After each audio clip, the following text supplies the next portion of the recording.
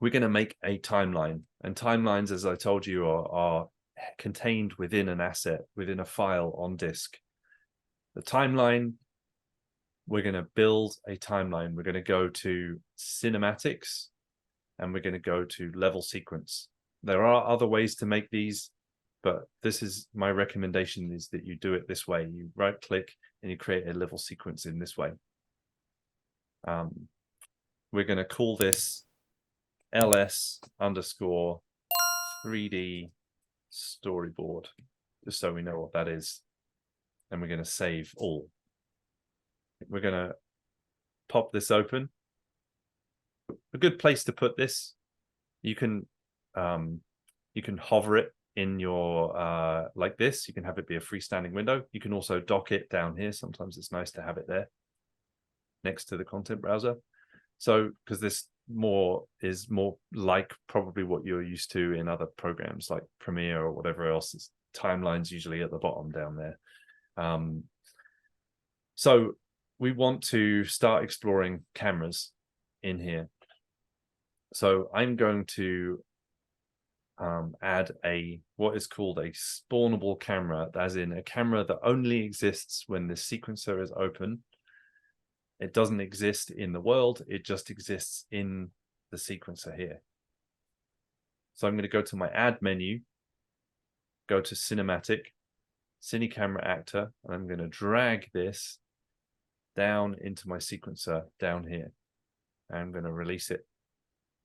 And it's going to do a whole bunch of stuff.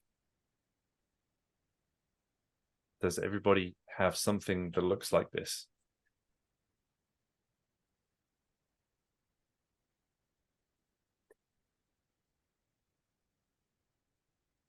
So far, so good. Yeah. Okay. Got some thumbs. That's good. Anyone else stuck? Need me to go through that again?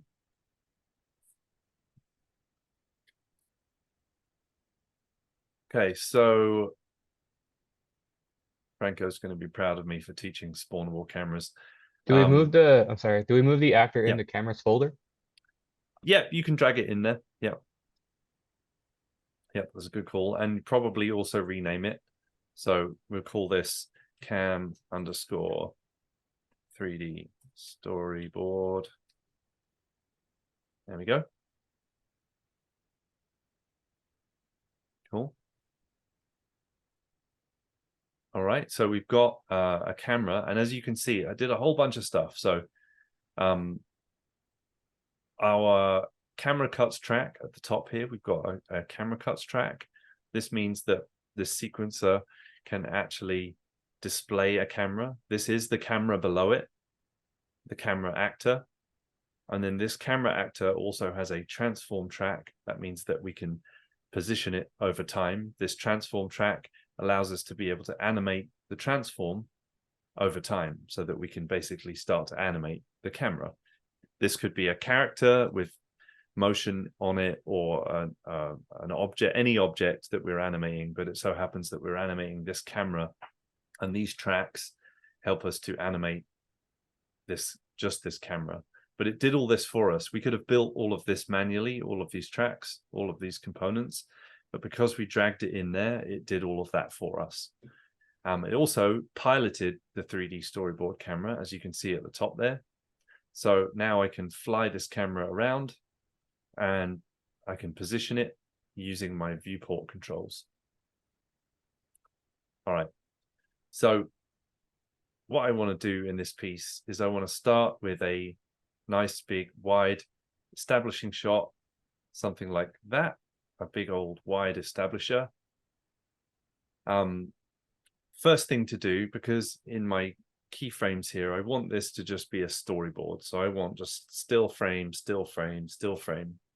I don't want motion in my camera yet. Again, same as with the light, the materials, the shapes, everything just should be super basic. I don't want to finesse anything, especially not motion or camera motion.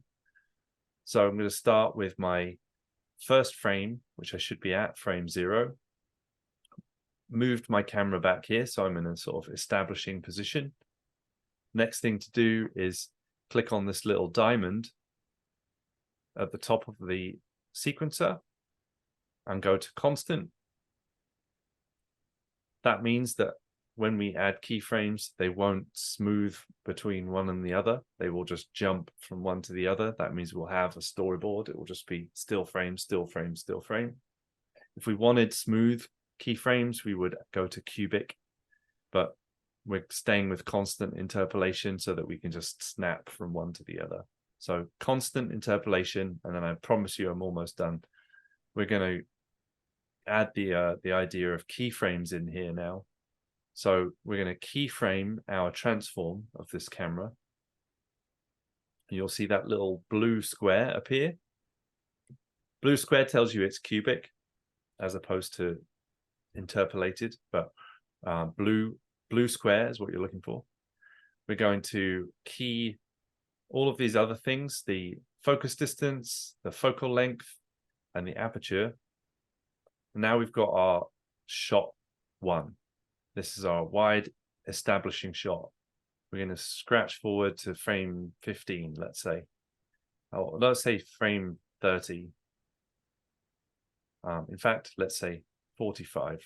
So, well, at least a couple seconds of being on that establishing shot. Okay, so we're on shot 2.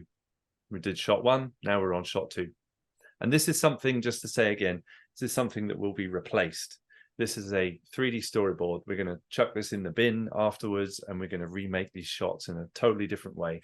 But just to be able to play with the shots and be able to check out our angles and our positioning of our shapes in our world, being able to play, this is a nice way to be able to play. And we are going to replace this. So this is just our scratch method we're doing right now. I'm getting used to the timeline a little bit. Okay, so frame 45, we're going to move our camera. So what I want to do is this one, I'm going to move over here, more kind of front on, and I'm going to zoom in. But first, I'm going to key my transform, and I need to key the transform first. Otherwise, when I do anything else, it'll pop back to the place where I was just now. So now I've got my shot 2 keyframe right here. And now I want to zoom in with my focal length. So I'm going to do a little zoom in there. That's keyed that for me.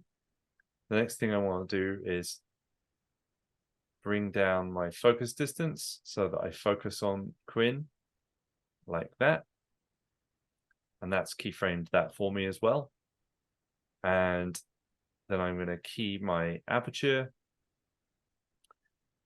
Okay, so maybe I would now tilt down a little bit and just rekey my transform. It's important the order that you do this in. Do your transform first and then your focal lengths after that.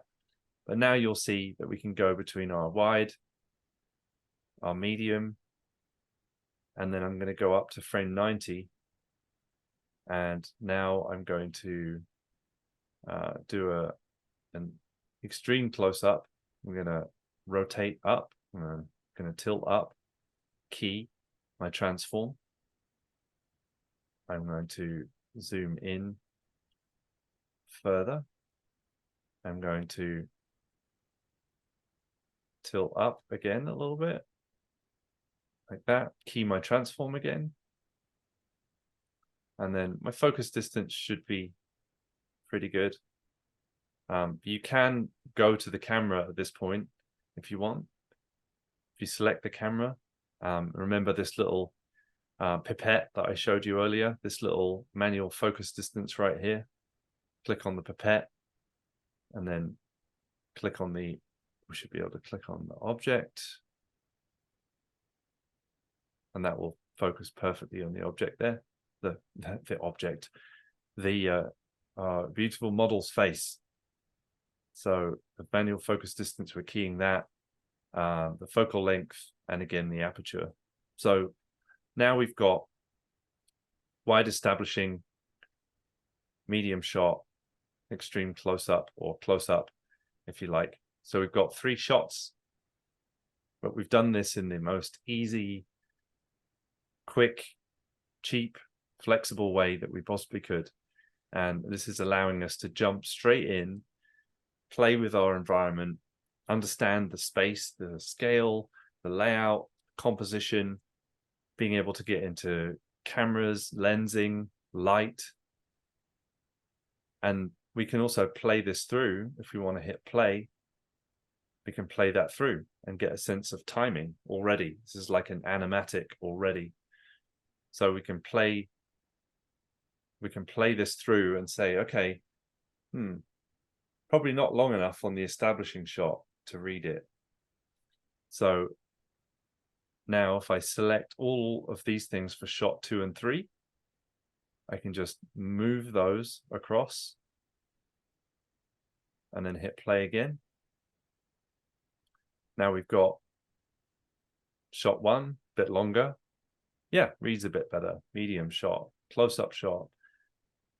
This is starting to be able to get a sense of timing and composition and layout and light straight away. And I know this is a lot to learn today. I know but this is all of the major areas of Unreal. And we've also got into the major aspects of starting your project and starting it the right way, starting it the most flexible and easy to adjust way that you possibly could. This is going to save you so much time over jumping in and noodling with better looking stuff, focusing on the asset first, focusing on all of the details first. This allows you to take a step back and think about your story, think about the pacing, think about the framing, think about how your shots construct your story without worrying about what we all do. I do it. I'm an artist at heart, and I start making a thing and I'm like, oh, I want to make that bit look really good right now. And we all suffer from that condition. This stops you from being able to. This puts reins on it. This allows you to focus on the most important part, which is the storytelling and the production design, which is all about the layout and the space, being capable of holding your story, and being able to really quickly say, I don't like where these trees are. They make the thing feel too big, and I want this character to feel like penned in and claustrophobic, and this light is too bright and it feels too positive, and this is a horror movie. And now you've got all the controls here, but there's not many of them. What you want in engineering or filmmaking, creativity of any sort, is you want as few controls as possible at the beginning, so you can make big sweeping changes and just play with this stuff. Now, like if I want to make big changes to this, I want to make this dark and moody, I can go, okay, let's make it really dark, and let's take these trees here and let's move them in and bunch them in around this character, so the character feels like really, really penned in. And let's see how that feels. Maybe let's bring the canopy with the tree. That's even better. But yeah, this totally different feel to now being in this type of environment than it was before. You know, it just allows you to make those kinds of changes and look back at it again and understand what it is you're looking at. And then the next phases that we go through will just be going through making this be your whole project. So start to play in your project, start to lay this stuff out, play with it, think about what it is that you're making. Then what we do is, once we're happy, we've gone through it and we've sat in this feeling of, well, how does this work? Does this serve me? Does this serve my story? Does this do what I want it to do? Have your story, your intention on the wall in front of you. Have your reference material up in front of you. Have all of this stuff available to you, so you can then look at what you're making here and refer back to that and say, is this accomplishing that goal? Because that's what every creative endeavor should do, is you should start. You may change things as you go, but every creative endeavor should start with a goal, with an outcome. And if you don't have a direction you're aiming in, then you get into it and you start making something that's pretty. But making something that's just pretty is fine, but really what we're trying to do here is trying to move people. We're trying to create feelings, we're trying to create emotions, we're trying to communicate an idea, and everything should be in service of that. And it's very easy to get lost on the way in trying to do that. So where this approach comes in is really, and having these pre-production materials is really in keeping us grounded in what we're trying to do. A director's job in a movie is, no matter how crazy everybody else in the set is going, and they're all like going, no, we've got to do this way, and this is happening over here, and this fire's happening, and we're like, all of that madness, the director's got to be able to sit there calmly in the middle of it and say, this is not telling the story we're trying to tell. Everyone is looking at it through their own lens, through their own set of problems or tasks they've been given by the supervisor. The director's job is to say, this is not communicating the story properly. This is not telling the story that we're trying to tell. And I don't care what you think or what you think or what you think. We need to tell this story right. We need to, it doesn't matter if it's a big movie again, or a corporate presentation, or a simulation, or whatever it is that you're trying to do. You're trying to communicate an idea. That's all storytelling is. And that's why starting here and starting with your outcome and just being super clear as you go, that everything must be in service of that outcome, still being flexible to come across new ideas as you go, but everything needs to serve that idea. That's why we start here.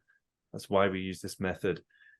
And I hope that you've all learned a bunch of things today about how Unreal Engine works, but also about a good approach to making a movie, making a short film, making a presentation.